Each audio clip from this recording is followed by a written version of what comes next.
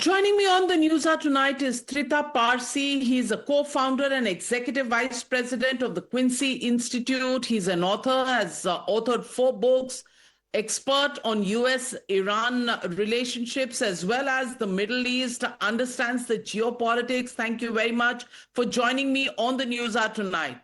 I want to begin by asking you, the 2-week ceasefire between the US, Israel, and Iran expires tomorrow.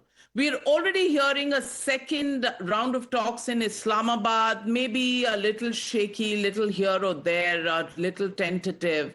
How do you look at the situation with the United States capturing one ship of Iran at the Straits of Hormuz? In your view, do you think the situation can be salvaged into ceasefire or peace any longer? There is still a chance for this to end well in terms of an agreement, but it looks increasingly difficult. I think Trump is self-sabotaging his own diplomacy with some of these moves and with his lack of message control and discipline, very eager to take credit for the escalatory moves by the Iranians, declaring himself a victor, mocking the other side instead of recognizing that these de-escalatory steps are taken in order for him to reciprocate. And when he doesn't reciprocate, there will be escalation. And now we are now in a situation in which right before the negotiations, we're not even sure whether the Iranians are going to show up. So I think he has unnecessarily made his job much, much more difficult. This is raising deep question marks on the Iranian side, whether Trump is capable of striking a deal. And if he strikes a deal, is he capable of implementing the deal?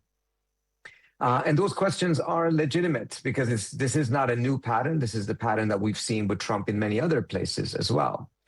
But hopefully the two sides will overcome some of these things and reach a deal, because the alternative, unfortunately, are obviously quite unattractive, not only to them, but to the rest of the world who already have paid a very high price, higher than the price the US has paid for this war.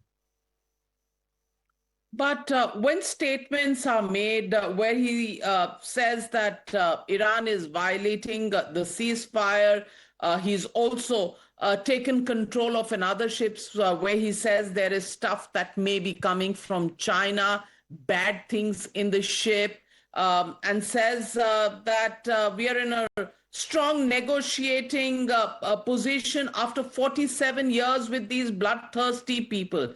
Does this kind of hardline messaging actually increase pressure on Iran or jeopardize the atmosphere of any diplomatic common ground?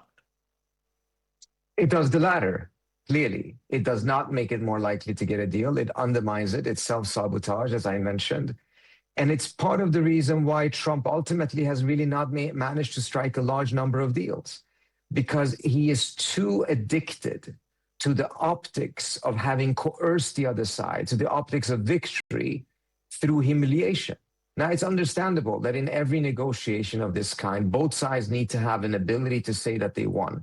Both sides need to have a narrative of victory. But it's a different thing to have a narrative of victory and to have a narrative of the humiliation of the other side. And Trump is too addicted to the latter idea of constantly humiliating the other side. Now, part of the reason why he's doing it is precisely because he's not winning. If he was winning, there would be no need for him to speak in this way. But precisely because he is losing, he goes the extra mile to humiliate the other side publicly through tweets, etc., in order to leave the impression that he is winning. So this is a very difficult thing to manage. And it also raises question marks. Let's say that miraculously they managed to get through these talks. What is there to say that Trump actually will implement the deal when he has shown such weakness when it comes to message, control, and discipline? Again, so hopefully there will be some mechanism put in place that will ensure that the implementation is followed through, but it raises further and further question marks as to the value of this diplomacy. Well, in which case, in your book, Losing an Enemy, Obama, Iran, and the Triumph of Diplomacy, you've written about behind-the-scenes story of the nuclear deal with Iran. Trump has said that the deal that we're talking with Iran will be far better than the earlier one. Do you think there is enough mutual understanding between the two sides for getting a better deal than before?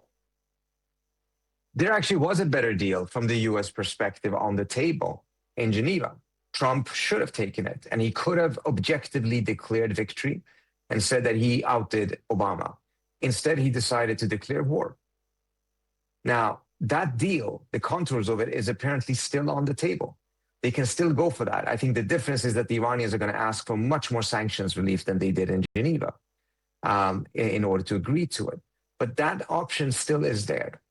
And there is a likelihood that they will strike it, overcome all of these different challenges they have right now. It would require, however, a different battle for Trump, because if he wants to make a deal and lift sanctions, he's going to be faced with immense opposition from the Israelis. From the Israeli standpoint, a continuation of the war is the preference. But it's bad enough for them if the war ends, but it would be devastating for them if sanctions are lifted. Sanctions are a way for the Israelis to slowly but surely over time destroy Iran, degrade its economy, degrade its industrial base. War is a faster way of doing it, but it's more costly.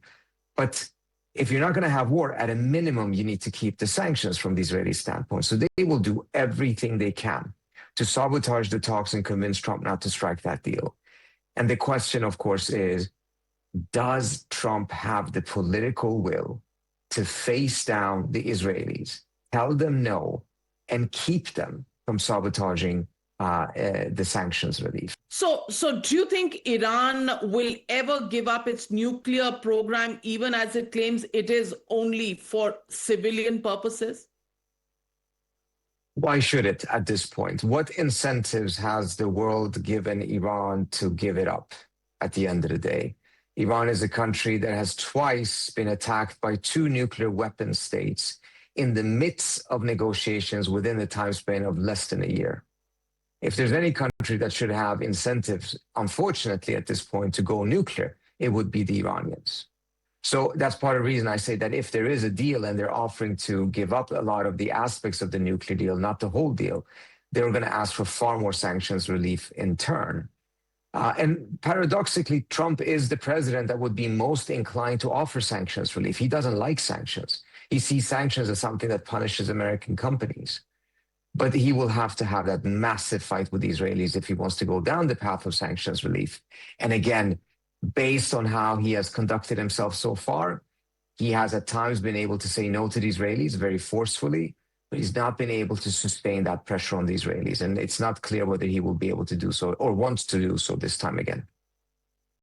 Well, Iran had also got 8 women on the hanging line, and Trump has just made this statement to Iranian leaders who will soon be in negotiations with my representatives. I would greatly appreciate the release of these 8 women. I'm sure that they will respect the fact that you did so.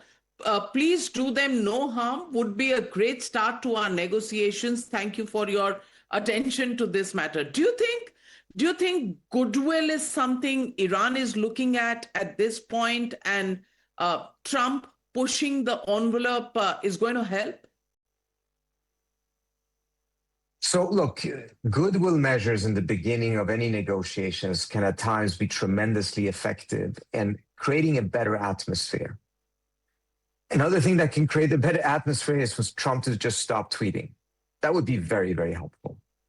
Now, in this specific case, I had not seen that tweet yet, but if this is something the US side is throwing out, it would be interesting to see what the background to this is. If this is a way for him to actually get an exit ramp, because the Iranians either were not planning to execute these women or actually agrees to give them clemency because of Trump's demands, and then Trump gets a small symbolic win.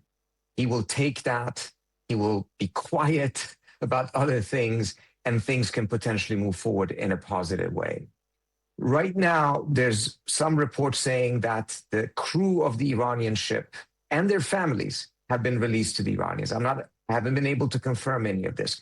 So there may be a lot of these measures taking place in the background before there actually are talks.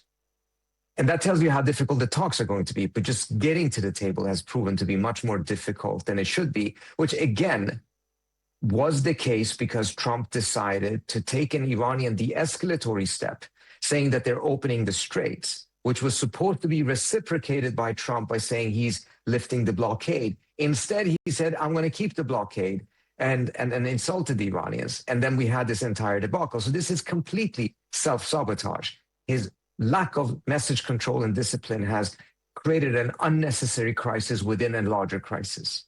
So let me also ask you to understand, how is Iran functioning at the moment? We have a low-profile supreme leader, a foreign ministry being contradicted in real time, and a very assertive IRGC.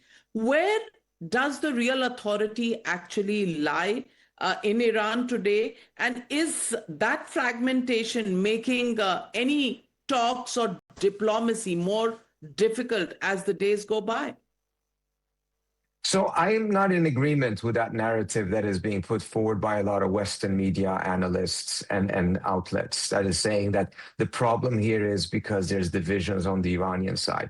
Undoubtedly, there's some differences of opinion on the Iranian side. There would be unnatural for it not to be the case. There's divisions on the American side. Rubio's position is different from J.D. Vance's position, et cetera, et cetera.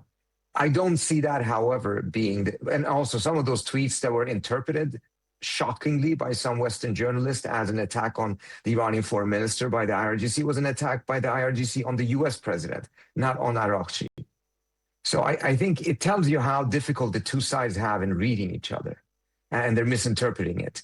The real problem here is not that the Iranians are divided. The real problem here is that Trump has proven himself to lack that discipline, to not understand when to reciprocate a de-escalatory move, and not to be seen as someone that is trustworthy in a negotiation. That's the real reason why we have a challenge in the negotiations right now, not the fact that there are divisions on the Iranian side that have risen to the level of creating obstacles for the talks. I know it's going to be extremely difficult, but would you hazard a guess on what's going to happen in Islamabad? Will the Iranians turn up? When they turn up, or if they turn up, do you think we're going to walk away with a solution? Do you think we are going to see stability return in the Middle East and the Straits of Hormuz? How do you see the next 48 to 72 hours unfolding after these talks? As I said earlier on, I think that the chance for a deal is 25%, the chance for, or the risk for a return to full warfare 5%, and 70% is that other scenario of this non-negotiated new status quo that is short of war but also short of a deal. I do hope that the two sides, however, recognize that despite all of the different challenges, including Trump's persona and lack of follow-through, the best opportunity for a conclusive, comprehensive deal has never been as clear for the two sides. You have a president in the United States that actually wants to lift sanctions. You have a decision-making process on the Iranian side that has overcome a lot of the obstacles that existed before. They're willing to talk directly to the US side, no indirect meetings, things of that nature. They are seeing that they are in a relatively stronger position, frankly, the strongest position they have been in 47 years. And as a result, they want to translate that into a new normal. And as a result, they're willing to put everything on the table. Look at the size of the delegation they sent to Islamabad last time. It was representative of their willingness to strike a comprehensive deal that ranged from everything from sanctions to the other issues that they have agreed upon should be on the table. So the opportunity is the best one that has ever existed, despite all of these other challenges that we spoke about. It does not in and of itself mean, of course, that there's a guarantee to a deal, but I hope the two sides understand that if they don't strike a deal now, not only will this opportunity, the best opportunity yet, be forsaken, it will not come back. And where will Israel be in all of this?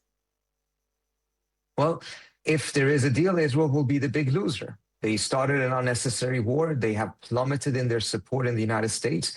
People in every demographic on the Democratic side have turned against Israel. People in almost every demographic on the Republican side have turned against Israel. Amongst the young people on the Republican side, they're more anti-Israel than even the people on the left are in the Democratic Party, because they see Israel as the country that has constantly pushed the United States into unnecessary wars. And this is a very strong thing on the American right, particularly amongst the younger people. So I think Israel has made a huge gamble. They finally got the war that they wanted. It just did not end up the way that they thought that it would. Well, we'll have to wait and watch what really transpires in Islamabad. But for joining me on the Newshour tonight, Trita Parsi, thank you very much. It's been a pleasure to have you on the show. Thank you so much. I appreciate it.